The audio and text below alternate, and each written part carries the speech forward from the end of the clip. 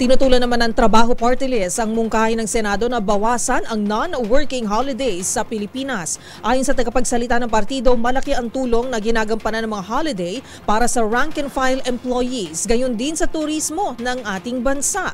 Nagbabalik si Edniel Parosa. Naniniwala ang Trabaho Party List na dapat panatilihin ang mga kasalukuyang non-working holiday ng bansa bilang pagkilala sa mga manggagawang Pilipino, lalo na ng mga tinatawag na rank-and-file employees. Lubusan umanong maapektuhan ang kalagayan ng mga manggagawa kung babawasan ang mga non-working holiday, kaya't iginiit ni Attorney Filemon Rey El Javier, tagapagsalita ng grupo, na kontra sila sa panukala rito. Ayon kay Attorney Javier, ang pagtamasa ng holiday o pagkakaroon ng premium pay kung papasok ng holiday ay binipisyong nakareserba para sa mga ordinaryong manggagawa.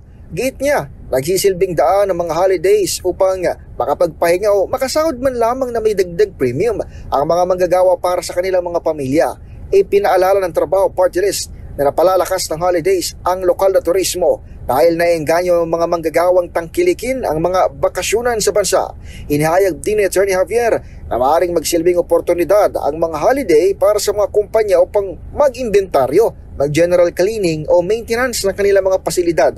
Mas marami pang dapat pagtuunan ng pansin bukod sa pagbawas ng holidays, gaya na lamang umano ng mga hakbang upang palakasin ang ekonomiya, makapag-imbita ng mas maraming mamumuhunan, pagtitibay ng kakayahan ng mga manggagawang Pilipino o pagpapadali ng mga proseso para sa mga negosyante, mga bagay na isinusulong ng Trabaho Party List.